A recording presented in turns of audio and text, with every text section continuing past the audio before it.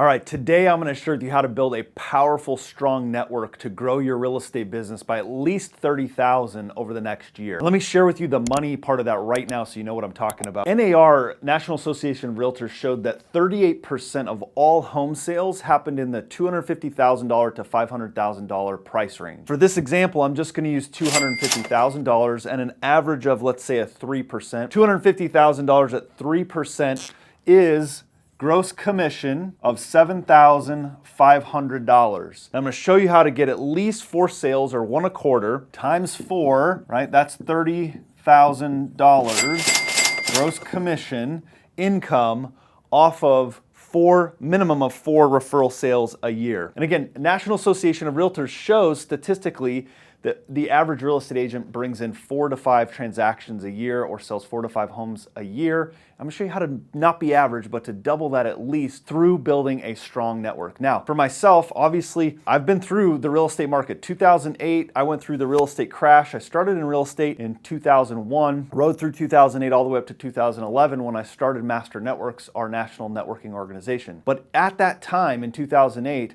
the thing that helped me survive it and thrive in it was building my network. And there's 3 things. One is having a strong mindset, developing the skill sets, and then supporting it through a strong network. See, the thing that's important is right now, everyone's like, Chaz, why does this matter? Because everything's so good right now in the real estate market. Homes are selling 50, 100,000 over asking price, cash offers. My friends, this is the time that you, specifically you, need to go out and build your network. If you want to thrive in the real estate market to come, now's the time to build a network, right now. See, in 2008 when it happened, I had already built the network. And those that didn't have it, they struggled to try to go out and create these relationships. It was too little, too late.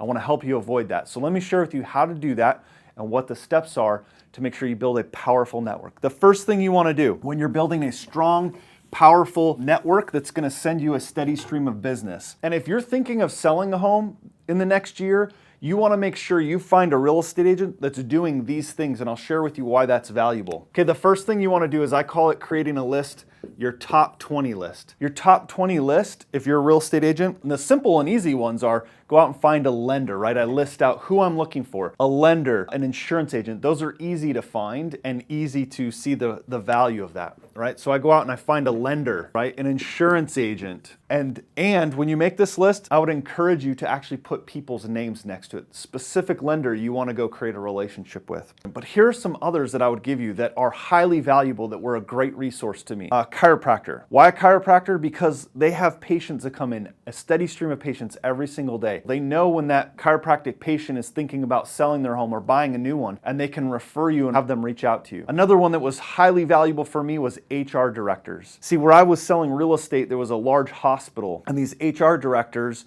knew the new incoming doctors. In fact, their job was to help them find, where the local churches, schools, and help them in their transition to buying a home. So because I created this strong relationship with them, when all these new doctors came, they referred them to me. And so this is a powerful list, right? So maybe an HR director. You create this top 20. And the reason 20 is important is because you can manage it. And as I continue to go through this, if you like what we're sharing today, go ahead and like this video and subscribe so you can continue to get training and videos like this in the future. And then I'm going to share with you a secret that I learned from a book called The 7 Levels of Communication from Michael Mayer. And when I met Michael, he talked about this at a very high level. The one thing that we do is we then go create what we call a face-to-face meeting. We call it a face-to-face because literally you are face-to-face. It's not a phone call. I know with technology you can do Zoom call or something like that, and if that's the only way, then that's fine. The highest touch relationship right here is a face-to-face in person. And in 7 Levels of Communication, Michael does a great job of teaching this, where you find, say, a restaurant, a place you go every single time. You're not driving all over town to meet all these people. You go to one location, you kind of set up shop, maybe at a restaurant, and you start to go there every week. People know you. You're sort of a celebrity and become famous at this location. But the way that you do it is you set an appointment at 9.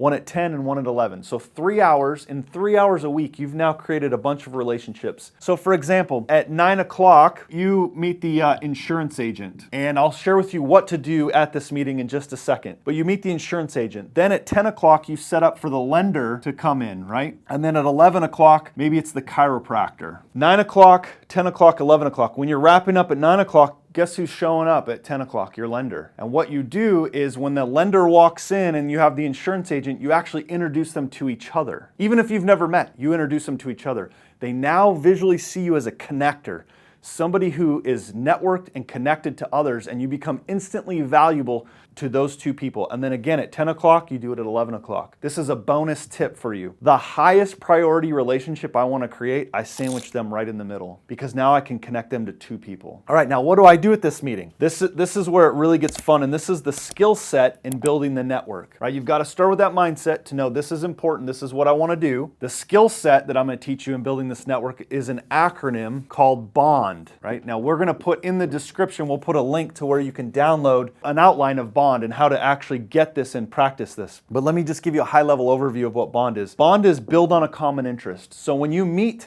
this insurance agent, quickly look for things you can do to build on a common interest, right? Whatever it is. Hey, have you ever been to this restaurant? Caution, do not rush into business too fast. You are building, right? This is a relationship. Then go to what we call occupation exploration. This means tell me about how you got started in your business. You want to know the story. You want to know what drives behind it, right? What's it look like? How many employees do they have, if any? Ask a ton of great questions. Again, don't move too quickly. You've got at least an hour, and you may not get through all of this. That's okay. Then N, needs discovery. Hey, we built this relationship. I know about your business. What do you need? Who are you looking to hire? What keeps you up at night? Who could I connect you with? These are all, again, continued questions you're asking. D, develop an opportunity. Now remember, this is what's so important. This meeting right here, and I can't express this with enough passion, this meeting right here is not for you to get business today. You will get business down the line. It's to get to know the insurance agent, show interest in their business. Trust me, they're getting pitched enough. Hey, do you have a real estate referral you could send me? No, just build the relationship. That will be different enough to them to go, wow, that was really a different experience. I'm excited I had lunch with this guy or gal, and they're different than everyone else who's trying to ask me for business today. D is develop opportunity. Only and only if it makes sense could you then throw an opportunity out there that, hey, maybe this would make sense if we started to work together. Would it be okay if I send all of my qualified buyers, because they're going to need to insure the home, would it be all right if I sent them to you to at least get a policy proposal when they go to get the mortgage on their home? Would that be all right? Yeah, I'd love that. Okay, great. How would that look? Let me follow up with you, etc. The other develop opportunity is when you're in needs discovery, you may learn from the insurance agent, they run. Maybe they haven't run for a couple weeks because of an injury. And guess who shows up at 11 o'clock? A chiropractor. And you say, you know, the develop opportunity piece is in 15 minutes, I have a chiropractor showing up I'd love to introduce you to. And now maybe you solve their issue that isn't business related, and I promise you they will still see you as valuable. And the last step to this is follow-up. This is the key right here. Before I leave that restaurant, I'm going to send a text, I'm going to send a thank you card, I'm going to send something to them, thanking them for their time that they spent with me. And then I'm going to have in my contact management system ability to follow up with them on a regular basis, and then I will do this once a quarter with them. And that's why I only need to make a list of 20. This list of 20, each of them know several hundred people that they could refer to you over the next 12 months. And when things get tough and markets constrict, and I promise it will again, those who have a strong support network will survive and thrive. Now, if this is of interest to you and you want to plug into a network that's already built or is building in your local network, in your local area marketplace, check us out at masternetworks.com. We'll put that in the description where we build networks all over. And again, if you enjoyed what we talked about, like this video and subscribe to it. And additionally, if you have questions or comments, go ahead and put them in the comments below. I'll reply back to you, and I look forward to seeing you on our next video.